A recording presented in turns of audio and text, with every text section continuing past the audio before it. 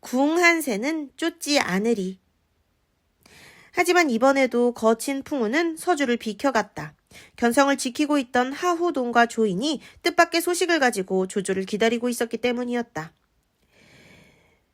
근자에 세작을 풀어 연주를 염탐하게 하였던 바 여포의 장수 설란과 이봉의 군사는 모두 인근에 노략질을 나가 성이 자주 빈다고 합니다.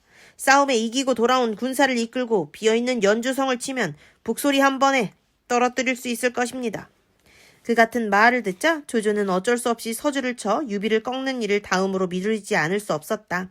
조조처럼 군량을 마련할 주변이 없는 여포이고 보면 군사를 먹이는 일은 노략질에 의지할 수밖에 없고, 노략질을 하자면 성을 비우더라도 군사를 내보내야 할 것은 정한 이치였다. 그 빈 성을 치는 일은 흉년이 들지 않은 서주에 앉아 음으로 양으로 조조를 대비하고 있을 것임에 분명한 유비를 치는 일과 비교할 바가 아니었다. 거기다가 연주는 조조가 자신의 근거지로 생각하는 땅이었다. 이에 조조는 하후동과 조인의 말을 따라 지름길로 군사를 내 연주로 달려갔다. 뜻하지 않게 조조의 대군을 맞은 수장 설란과 이봉은 되는 대로 군사를 긁어모아 맞싸우러 나왔다. 성문을 굳게 닫아걸고 여포의 구원을 기다리며 힘을 다해 지켜도 견디기 어려운 가운데 스스로 군사를 이끌고 성을 나오니 그들의 자질을 알만했다. 이봉과 설란이 말머리를 나란히 진문 앞에 서 있는 걸 보고 허저가 나서서 조조에게 청했다. 제게 저 둘을 맡겨주십시오. 함께 사로잡아 주공께 패백 대신으로 올리겠습니다. 조조에게 후한 대접을 받고도 보답을 못해 때만 기다리던 허저였다. 조조도 그 같은 허저의 말에 기뻤다. 말로만 들어온 허저의 무용을 직접 보리라는 기분으로 기꺼이 출전을 승낙했다. 여포 쪽에서 허저를 맞으러 달려나온 것은 이봉이었다. 이봉 또한 제 주인 여포를 따라 한자로 화국을 쓰고 있었으나 무예는 제 주인의 반도 미치지 못했다. 두 말이 서로 마주치기 겨우 2번 만에 허저의 한 칼을 맞고 두토막난 시체로 말 위에서 굴러떨어졌다. 그 꼴을 본 설라는 겁이 더럭 났다. 허저가 쫓을 틈도 없이 군사를 돌려 성 안으로 달아나려 했다. 그러나 성으로 들어가는 적교에 이르기도 전에 낌새를 알고 달려온 이전이 창을 휘두르며 앞을 가로막았다. 할 수 없이 성으로 들어가기를 단념한 설라는 그 길로 거야를 바라 달아나기 시작했다. 그런데 이번에는 조조의 장수 여건이 그런 설란을 놓아주지 않았다. 나는 듯 말을 달려 뒤따르며 활을 쏘았다. 시위를 떠난 화살은 어김없이 설란을 맞추어 떨어뜨리니 그나마 뒤따르던 그 졸개들도 어디론가 뿔뿔이 흩어져 달아나 버렸다. 싸움은 싱겁게 끝나고 조조는 다시 연주를 되찾게 되었다. 실로 몇 달 만에 되찾은 근거였으나 아직 군사를 쉬게 하기에는 일렀다. 이 기회에 복양까지 회복해야 합니다. 서두르십시오.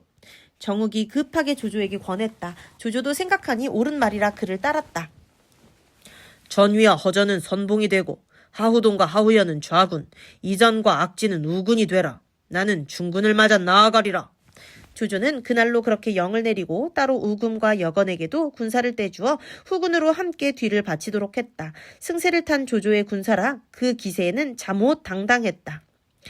조조의 대군이 연주를 우려 빼고 다시 복양성에 이르렀다는 말을 듣자 여포는 가만히 앉아있지 못했다. 노략질 나간 여러 장수와 군사들을 기다리지 않고 곧바로 성을 나가 싸울 준비를 서둘렀다.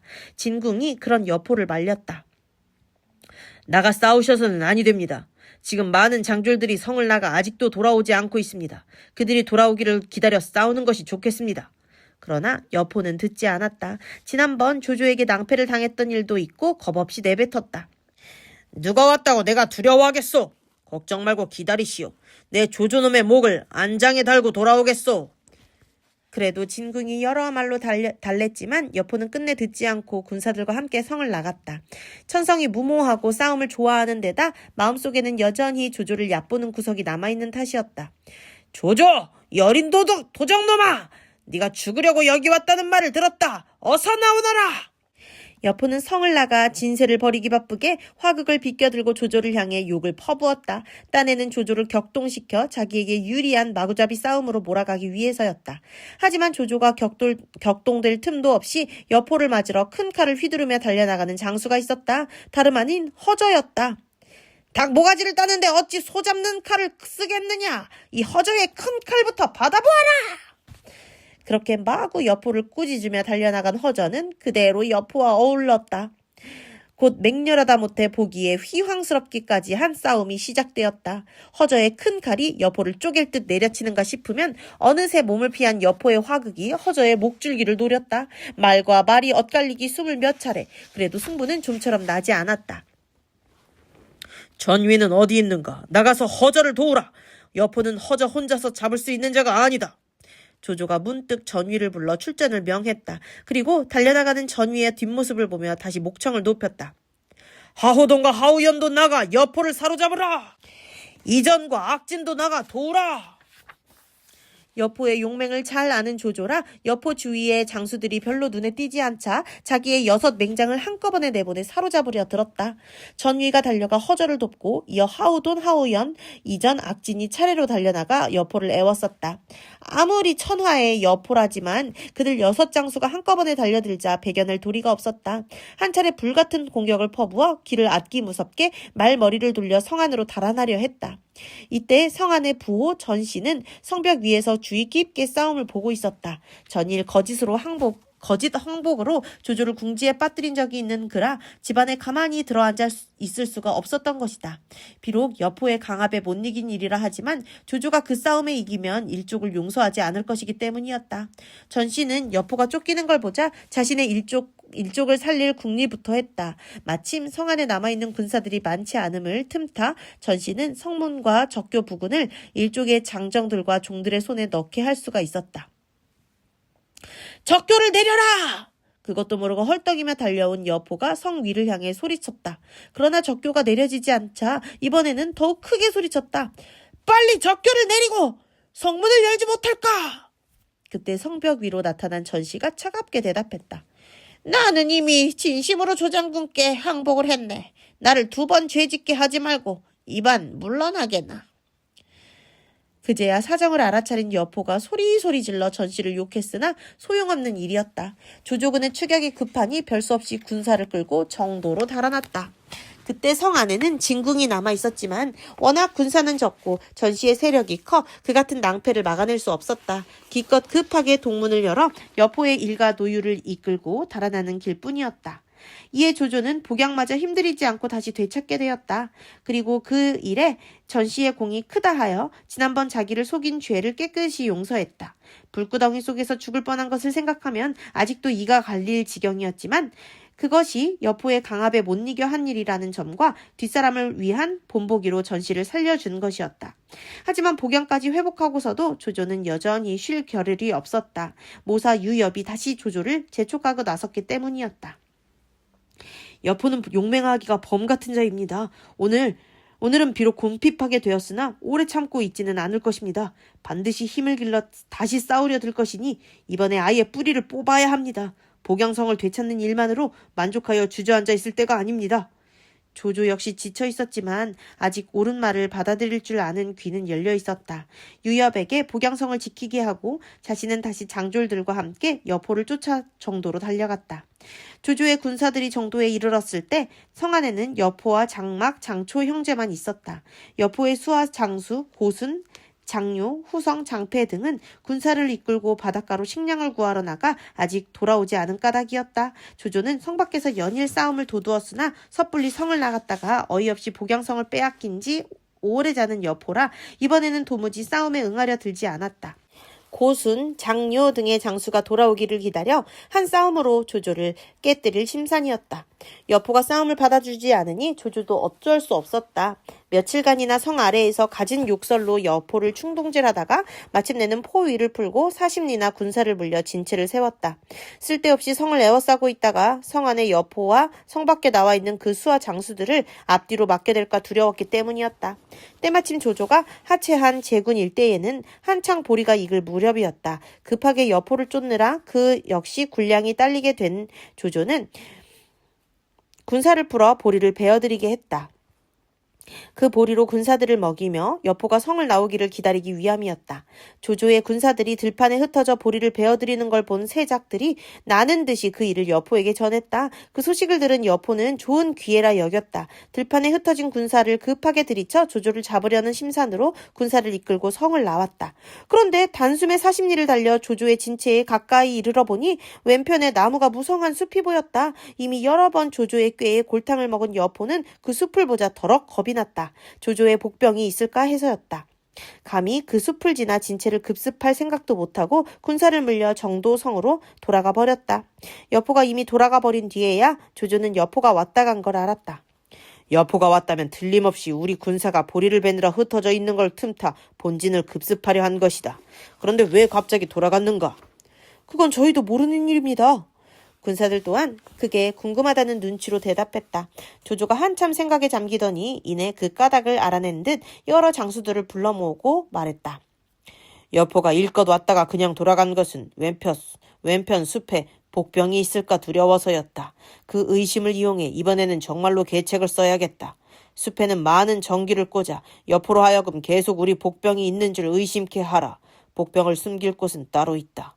우리 진체 서쪽에는 물이 흐르지 않는 개울을 따라 긴 뚝이 있으니 거기야말로 정병을 숨겨둘 만하다. 내일 여포가 다시 오면 반드시 복병이 있어 보이는 그 숲에 불을 지를 것이다. 그걸 보고 뚝 뒤에 숨은 우리 군사들이 나아가 그 돌아갈 길을 끊으면 여포를 사로잡을 수 있으리라. 여포의 의심을 거꾸로 이용한 계책에 여러 장수들도 한결같이 고개를 끄덕였다. 이에 조조는 숲속에 어지러이 기치를 꽂는 외에 본체에도 북치는 군사 50여 명과 인근 마을에서 잡아온 남녀들을 남겨 북치고 고함 지르며 많은 군사가 머무르고 있는 것처럼 꾸미게 했다.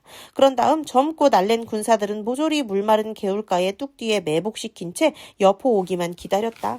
이때 여포는 여포대로 진군과 마주 앉아 조조에게 이길 궁리를 하고 있었다. 여포가 군사를 물린 까닭을 말하자 진궁도 여포에게 동의하듯 그 말을 받았다. 잘하셨습니다. 조조는 꾀가 많은 자라 가볍게 대적해서는 아니 됩니다. 그 말에 여포는 은근히 부하가 났다. 진궁이 조조만 두려워하고 자기는 꾀 없는 인물로 여기는 듯한 까닭이었다. 한참을 생각하다가 뽐내듯 계책을 말했다. 하지만 내게도 계책이 있소이다. 화공을 쓰면 숲속에 있는 복병은 힘 안 들이고 쫓아버릴 수 있을 것이오. 아무리 미련한 여포라 하지만 진궁도 그 계책은 반대할 까닭이 없었다. 조조가 대비도 없이 군사를 풀어 보리를 베게 할 리가 없고 대비가 있다면 반드시 그 숲속의 복병일 것이라 여긴 까닭이었다. 이에 여포는 진궁과 고순으로 하여금 정도에 남아 성을 지키게 하고 자신은 다시 군사를 이끌고 조조와 싸우기로 했다. 이튿날이었다. 대군을 이끌고 조조의 진체 가까이 이른 여포는 먼저 왼편 숲부터 살폈다. 과연 여기저기 전기가 꽂히고 창검이 서 있는 것으로 보아 틀림없이 복병이 있는 것 같았다. 불을 질러라! 여포는 그렇게 명을 내려 사방에서 불을 지른 뒤 수하 장졸들을 몰아 똑바로 조조의 본진으로 향했다. 그런데 이상한 것은 사방에서 불길이 솟는데도 숲속의 복병은커녕 한 사람의 인기척도 없는 일이었다. 여포는 퍼뜩 의심이 들었으나 이왕 내친 김이었다. 그대로 조조의 본체를 향해 군사를 몰아가는데 이번에는 그곳이 이상했다. 북소리와 군사들의 함성이 크게 울리고 있었기 때문이었다. 여포는 더욱 의심이 났다. 그래서 군사를 내보낼지 거두어들일지를 정하지 못하고 있는데 진체 뒤에서 갑자기 한때의 군마가 나타났다. 여포는 대뜸 그 군마를 향해 덮쳐갔다. 그러나 얼마 뒤쫓기도 전에 한 소리 포향이 들리더니 긴 뚝 뒤에서 조조의 복병들이 한꺼번에 쏟아져 나왔다. 물 흐르는 개울가라 여겨 복병이 없으리라 믿었던 곳이었다. 놀란 여포의 눈에 앞장서 말을 달려오는 조조의 장수들이 보였다. 하후돈, 하후연, 허저, 전위, 이전, 악진. 며칠 전에 자신이 크게 낭패를 본 맹장들이었다. 여포는 도저히 그들을 당할 수가 없다 여겨 싸움 한번 안 해보고 그대로 말머리를 돌렸다. 장수가 그러하니 군사들인들 싸울 마음이 있을 리 없었다. 서로 앞을 다투어 달아나기 시작했다. 그 싸움에서 입은 여포의 피해는 컸다. 군사는 셋에 둘만 돌아오고 따르던 장수 성렴은 이전의 화살에 목숨을 잃었다. 뿐만 아니라 연주, 복양과 이곳까지 3번이나 이딴 참패에 남은 장졸들의 사기도 말이 아니었다. 조조는 여포를 꺾은 기세를 휘몰아 똑바로 정도로 지쳐들어갔다. 오누께서 계시지 않는 성은 빈성이나 다름없다. 빈성은 지키기 어려우니 차라리 급히 달아남이 나으리라. 여포에 앞서 쫓겨온 군사로부터 여포가 다시 싸움에 졌다는 소식을 들은 진궁은 그렇게 생각했다. 가만히 여포의 장수 고순과 의논한 뒤 여포의 가솔들을 보호하여 정도를 버리고 달아났다.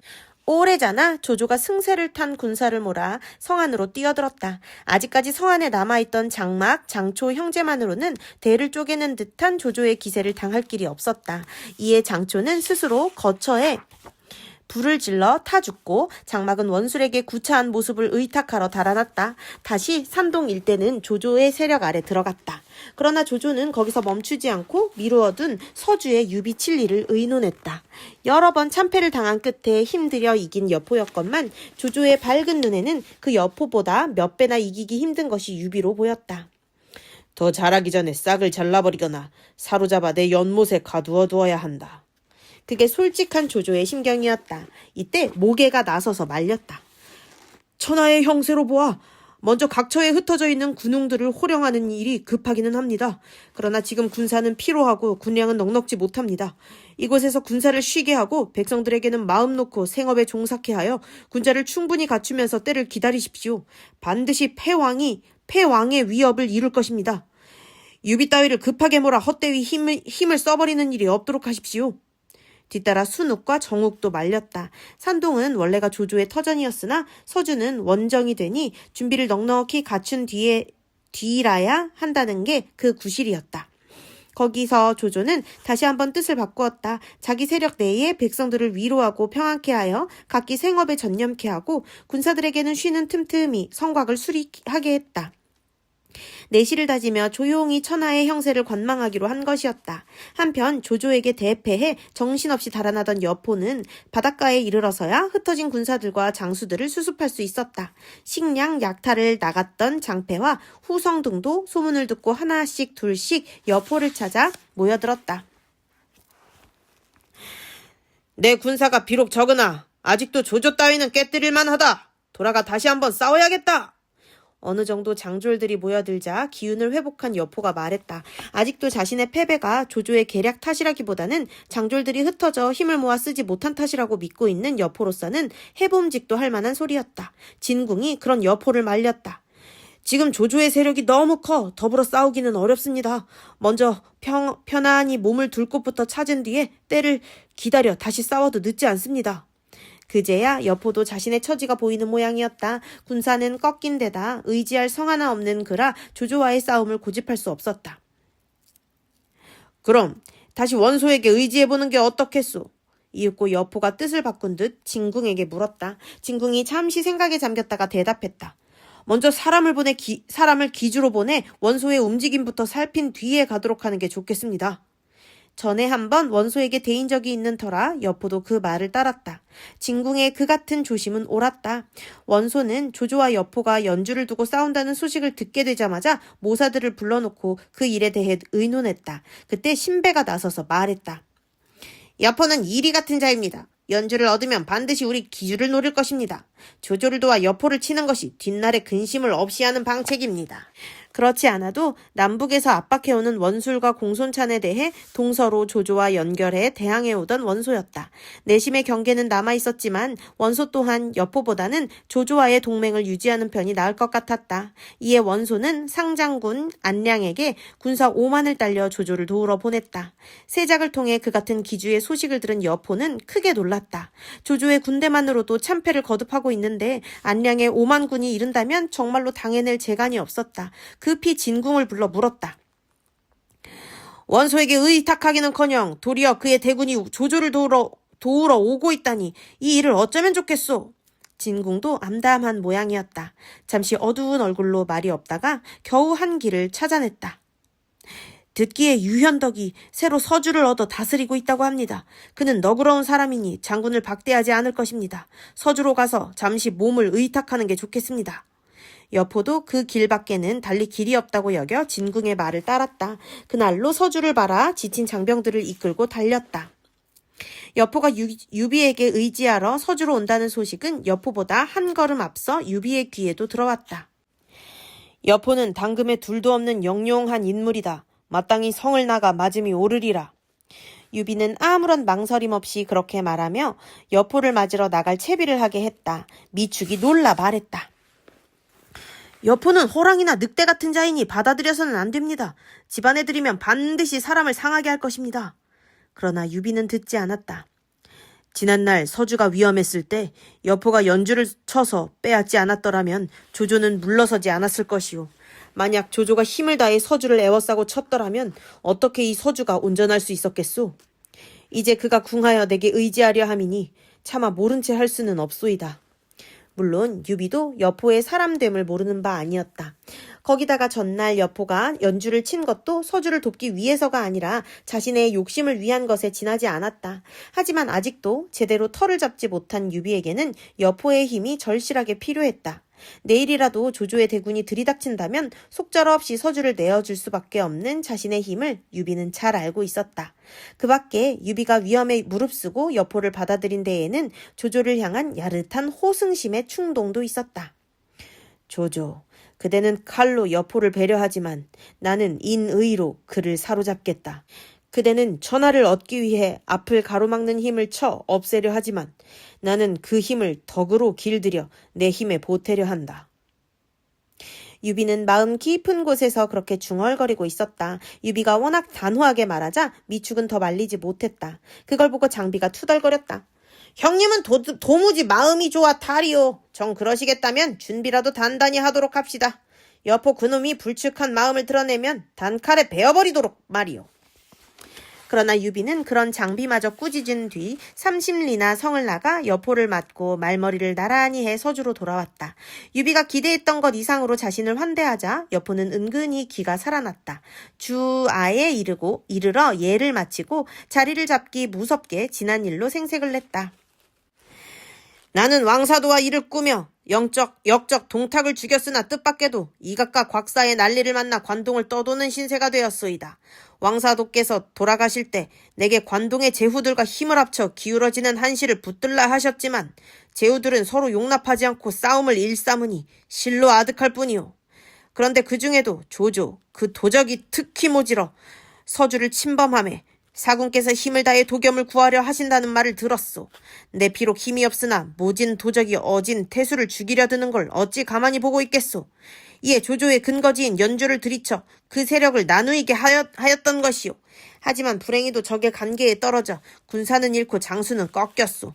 이제 사군께 투항하려 하거니와 함께 대사를 도모해 천하를 바로잡고 싶소. 사군의 뜻은 어떠시오? 마치 연주를 빼앗은 일이 유비를 위해서였던 양 내세우는 것이었다. 그러나 유비는 진심으로 그 말을 믿는 듯 공손하게 대답했다. 도사군께서 갑작스레 돌아가시자 서주를 관장할 사람이 없어 이 유비가 잠시 맡아 있었습니다. 이에 다행히도 장군께서 이곳에 이르셨으니 서주를 넘겨드림이 옳겠습니다. 그리고 자사의 페인을 가져오게 하여 여포에게 바쳤다. 여포로서는 다시 한번 뜻밖이었다. 한 모퉁이 몸담을 곳이라도 허락하면 다행이라 여겼는데 서주를 통째로 넘겨주겠다니 자기 귀가 의심스러울 지경이었다. 하지만 여포의 위인이 워낙 염치 없고 단순했다. 한번 사양함도 없이 유비가 바치는 페인을 받아들이려 했다. 그런데 여포가 막 손을 내빌 때였다. 문득 유비의 등 뒤에 얼굴 가득 성난 기색을 띠며 서 있는 두 사람이 여포의 눈에 들어왔다. 처음부터 못마땅한 얼굴로 유비가 하는 일을 바라보고 있던 관우와 장비였다. 그걸 본 여포는 속이 뜨끔했다. 자칫하다간 페인을 받아 넣기도 전에 목부터 달아날 판이었다. 이에 여포는 내밀었던 손을 저으며 거짓 웃음과 함께 사양의 말을 했다. 유사군의 겸양이 지나치시오. 스스로 헤아리건대 이 여포는 한낱 용부에 지나지 않소이다. 어찌 한 주를 다스릴 만한 그릇이 되겠소. 그래도 유비는 거듭 페인을 바치려 했다. 실로 여포의 욕심과 뻔뻔스러움을 한껏 비양거리는 듯 했지만 그 자리에 있는 사람들은 아무도 그것이 유비의 진심이 아니라고 생각할 수 없을 만큼 간곡하고도 진정이 우러나는 겸양이었다. 보다 못한 진궁이 나서서 말렸다. 옛말에 힘센 손이라도 주인을 억누르는 법이 아니라 했습니다. 우리 온후께서 비록 곤궁하여 이리로 왔으나 서주를 빼앗고자 하는 마음은 털끝만큼도 없습니다. 부디 사군께서는 의심을 거두십시오. 유비의 속셈을 꿰뚫어 본 듯한 말이었다. 진궁이 그렇게 말하자 유비는 유비도 더는 고집을 부리지 않았다. 폐인을 거두게 하는 대신 큰 잔치를 열어 여포와 수하 장졸들을 위로하게 했다. 그리고 집과 터를 마련하여 그들이 마음 놓고 성 안에 머무를 수 있도록 해주었다. 이튿날이었다. 여포는 현덕의 후한 대접에 답례하는 뜻에서 임시로 정한 자신의 거처에다 술상을 차리고 유현덕과 관장 두 아우를 청했다. 유현덕은 두 아우를 데리고 기꺼이 응했다. 처음 한동안 술자리는 별일이 없었다. 그러나 술이 반쯤 오른 여포가 자신의 감사를 지나치게 나타내려다 그만 일이 꼬이고 말았다. 이제 후당으로 자리를 옮기는 게 어떻겠소. 한 집안 사람이나 다름없이 되었으니 마음껏 마십시다. 그렇게 현덕과 관우 장비를 후당으로 청해드린 여포는 곧 좌우에 일렀다. 가서 마님께 일러라. 유사군께서 오셨으니 모두 나와 절하여 뵙도록 하라고. 처첩을 불러내 절하게 하는 것은 가까운 피부치 사이거나 절친한 친구 사이가 아니면 없는 일이었다. 유비가 황급히 사양했다. 이 비는 그럴 자격이 없습니다. 장군께서는 명을 거두어 주십시오. 하지만 여포는 굳이 듣지 않다가 3번, 4번 사양하는 유비에게 말했다. 이미 말했듯이 우리 이는 이제 한 집안 사람이나 다름없지 않은가. 현재께서는 너무 사양하지 마시게. 딴에는 한껏 친근함을 드러내는 셈이었다. 그렇지 않아도 무슨 트집거리나 없을까 하고 기다리던 장비가 그 말을 그냥 들어 넘길 리 없었다. 고리눈을 희번뜩이며 성난 목소리로 여포를 꾸짖었다. 우리 형님은 제실의 종친으로 금지 오겹이신데 니놈이 무엇이간데 감히 아우라 부르느냐. 이리 나오너라. 나와 300합을 싸워보자. 그러면서 펄펄 뛰는 장비의 기세는 금세라도 칼을 빼들고 여포를 덮칠 듯 보였다. 그제야 실수를 알아차린 여포가 황망하여 어쩔 줄 모르는데 유비가 나서서 급하게 장비를 꾸짖었다. 네 이놈! 무슨 버릇이냐? 비록 지금은 잠시 공궁하시나 여기 있는 이 온후로 말할 것 같으면 당금에 둘도 없는 영웅이시다. 나를 혈육으로 여겨주는데 감격하고 송구해 할 줄은 모르고 그 무슨 망발이냐. 그러면서 한편으로는 송구스런 얼굴로 여포를 달랜다. 장군께서는 너무 노여워 마십시오. 제 아우가 천지를 몰라 버릇없이 구나. 그 본심은 그리 악하지 아니합니다. 유비의 그 같은 말에 여포는 울지도 웃지도 못할 심경이었다. 그러나 그 난감한 가운데도 돋보이는 것은 유비의 너그러움과 겸양이었다. 여포가 그리 속 깊은 위인이 못되니 거기에 대한 감격 또한 얼굴에 드러나지 않을 수 없었다. 그걸 본 관우도 무얼 느꼈던지 문득 유비를 편들어 장비에게 권했다. 자네는 이만 나가 있게. 형님께서 하시는 일 아닌가? 관우까지 그렇게 나오니 장비는 도리 없이 방을 나갔다. 그러나 씩씩거리며 여포를 노려보는 두 눈에는 그대로 흉흉한 불길이 이는 듯했다. 용렬한 아우가 술에 취해 미친 소리를 한 것입니다. 형께서는 너무 나무라지 마십시오. 장비가 나가자 유비가 다시 간곡한 음성으로 여포에게 용서를 빌었다. 그러나 여포는 무겁게 입을 다물고 대답하지 않았다. 함부로 말했다가 또 무슨 욕을 당할지 몰라 두렵기도 하거니와 둔한 머리에도 유비와의 응대에는 좀 더 신중해야겠다는 느낌이 든 까닭이었다. 그렇게 되고 보니 술자리는 그리 오래가지 못하였다. 그 소동에 식은 술을 몇 잔 더 들이켜다 자리가 파하자 여포는 문 밖까지 유비를 바래주었다. 유비가 막 여포의 거처를 나설 때였다. 장팔 사모를 비껴들고 말까지 탄 장비가 바람같이 나타나 유비가 말릴 틈도 없이 집안에 대고 냅다 고함을 질렀다. 여포 이놈! 어서 나오너라! 나와 300합을 싸워보자! 여포도 분통을 꾹 누른 채 묵묵히 서 있는데 유비가 노한 목소리로 장비를 꾸짖었다. 익덕! 어서 돌아가지 못하겠느냐? 어느 앞이라고 함부로 주사를 부리느냐? 관우도 유비를 거들어 장비를 말렸다. 그러나 장비는 유비가 칼까지 뽑아들고 호통을 친 뒤에야 겨우 물러갔다. 그날 밤이었다. 여포는 가만히 진궁을 청하여 그날 있었던 일을 말하며 물었다. 아무래도 이곳은 오래 머무를 곳이 못되는 성십소이다. 달리 몸을 의탁할 만한 곳을 찾아보면 어떻겠소? 아니 됩니다. 달리 마땅히 가볼 곳도 없거니와 제가 보기에는 장군께서 좋은 의지를 찾으셨습니다. 유비는 인의를 재산으로 삼고 있으나 인의란 난세에는 종종 힘이 되기보다는 약점이 되기 쉬운 법입니다. 방금도 유비는 내심 괴로우면서 자신이 내세운 그 인의에 못 이겨 무서운 호랑이 같은 장군을 자기 집안으로 받아들인 것입니다. 장군께서는 그 점을 10분 이용하십시오. 더구나 이 서주는 머지않아 조조의 공격을 받을 것인즉 유비에게는 실제로도 장군이 필요한 사람입니다. 진궁이 잠시 생각에 잠겼다가 그렇게 대답했다. 그러나 여포는 무겁게 고개를 가로저으며 말했다. 하지만 장비란 자가 저렇게 펄펄 뛰고 있고 또 관우란 자도 마음속으로는 나를 탐탁치 않게 여기는 눈치이니 그걸 어쩌겠소. 자다가 그 둘의 칼을 맞게 될까 두렵소이다. 그렇다면 한 가지 방책이 있습니다. 내일 유비에게로 가서 짐짓 작별을 고하십시오. 떠나는 까닭은 유비 때문이 아니라 그 두 아우 때문이라는 걸 밝히면 반드시 어떤 좋은 결말이 있을 것입니다. 그게 무슨 뜻이오? 이미 말씀드렸듯 유비는 장군과 한 집안에 있기는 두려워하나 그냥 보낼 처지도 못 됩니다. 어쨌든 제 말대로 해보십시오. 여포도 달리 길이 없다고 여겨 진궁의 말을 따르기로 했다. 다음 날 일찍 여포는 수하 몇 길을 거느리고 유현덕의 부중을 찾아 작별을 고했다. 유현덕이 깜짝 놀라 여포의 소매를 잡으며 말했다. 형께서 어찌 이토록 훌훌히 떠나려 하십니까? 아우의 대접이 소홀했다면 엎드려 죄를 청할지언정 이대로 보내드릴 수는 없습니다.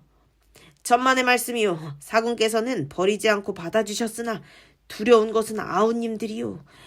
두 분 아우님께서 용납하지 않으니 이 여포는 부득불 다른 데서 의지할 곳을 찾을까 하오. 여포는 진궁의 말대로 떠나는 까닭을 밝혔다. 유비가 진정으로 송구한 듯 사죄했다.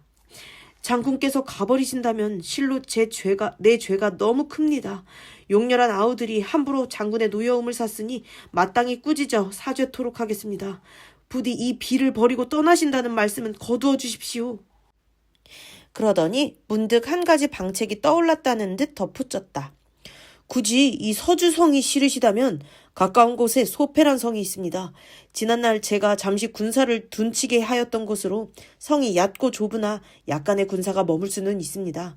장군께서 얕고 좁다 버리시지 않는다면 그 성을 내어드리겠사오니 잠시 그곳에서 군마를 쉬게 함이 어떻겠습니까? 양식이며 군수는 마땅히 제가 뒤보아 드리겠습니다. 여포가 가만히 헤아려 보니 그 길이 그중 나을 것 같았다. 사군의 두터운 정에 어떻게 보답해야 될지 모르겠소. 그렇게만 해주신다면 이 고단한 여아무개에게는 실로 그보다 더한 다행이 없겠소. 여포는 그렇게 감사하고 그날로 수하 장졸들과 함께 소패로 옮겨 자리를 잡았다. 유비로서는 여포의 원한을 사지 않고 알맞은 거리에다 붙들어둔 셈이지만 그래도 장비는 속이 풀리지 않았다. 연일 투덜거리는 그를 유비가 부드럽게 타일렀다. 사냥꾼도 궁하여 품 안으로 날아드는 새는 잡지 않는 법이다. 비록 여포가 시랑이 같은 무리라 하나 궁하여 찾아온 걸 어찌 그냥 내쫓을 수 있겠느냐. 한편 서주로 쫓겨간 여포가 유비에게 받아들여져 소패에 자리 잡게 되었다는 소문은 산동의 조조에게도 들어갔다. 조조는 놀랐다. 자신에게 져서 쫓겨난 여포가 하필 유비에게로 간 것도 그랬지만 그 여포를 두말 없이 받아들인 유비가 더욱 그랬다. 원술이나 원소처럼 굳건한 기반을 가진 인물들도 선뜻 받아들이기를 꺼리던 여포가 아닌가? 거기다가 주제넘게 그를 받아들인 장막, 장초 형제는 결국 그가 일으킨 풍운에 휩쓸려 여지없이 패망하고 말지 않았는가. 유비, 역시 너는 범용한 인물이 아니다. 여포 같은 맹수를 우리에 가두고 길러보겠다니 어리석음이라도 멋진 어리석음이다. 그런 생각이 들자 갑자기 지난번 승리의 여세를 몰아 서주를 휩쓸어버리지 않은 게 후회되었다. 결코 그럴 리 없겠지만 만에 하나라도 유비가 여포를 길들여 자기 사람으로 만든다면 그것은 호랑이에게 날개를 더하는 일이나 다름없었다. 이에 다시 다급해진 조조는 순욱과 곽과를 불러 서주칠 일을 새삼 의논해 보았다. 안 됩니다. 지금 만약 서주를 친다면 유비와 여포는 한 몸이 되어 주공께 대항할 것입니다. 두 호랑이를 한꺼번에 잡으려는 격이니 좋은 일보다는 굳은 일이 더 많을 것입니다. 곽가가 몇 마디 듣기도 전에 말리고 나섰다. 조조가 어두운 얼굴로 물었다. 그러다가 만약 여포가 정말로 유비의 손발이라도 된다면 그때는 어떻게 하겠는가? 그럴 리 없습니다. 정원과 동탁과 원소를 생각해 보십시오. 또 장양과 장막, 장초 형제를 생각해 보십시오. 누가 끝내 여포를 자기 사람으로 잡아둘 수 있었습니까? 유비가 비록 그를 받아주었으니 도리어 잡아먹히지 않으면 다행일 것입니다. 순욱도 옆에서 거들었다. 한 굴에 두 호랑이가 들었으니 머지않아 둘 중 하나는 죽거나 상할 것입니다. 오히려 주공께서 눈을 돌리실 곳은 그 서주가 아니라 조정입니다. 급히 조정에 표를 올려 산동에 주공이 계심을 알리고 아울러 명목이나마 이번에 얻으신 땅에 합당한 벼슬을 받도록 하십시오. 조조는 원래 어두운 인물이 아니었다. 곧 생각을 바꾸어 순욱의 말에 따르니 산동 평정에 표를 받은 조정은 과연 조조를 건덕장군의 비정후로 올려주었다. 끝.